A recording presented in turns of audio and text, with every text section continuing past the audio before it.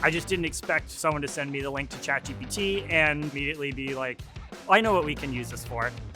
It's a retrieval augmented generation tool, basically a fancy way of saying that we have an AI that's connected to a library of documents.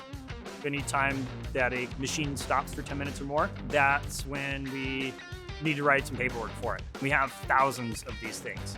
And there is a wealth of knowledge in how problems were solved. We were able to track the common questions being asked. It lets us improve our processes better. I love being able to put out a new idea and other people saying, yeah, let's try it. I want to change the way that my job is done, not just do my job. For the first time, I'm excited to get up and go to work and work on something I feel like is making a difference. Here, you're paid to think. So if that's something that you're interested in doing, pushing the envelope, maybe we're a company for you.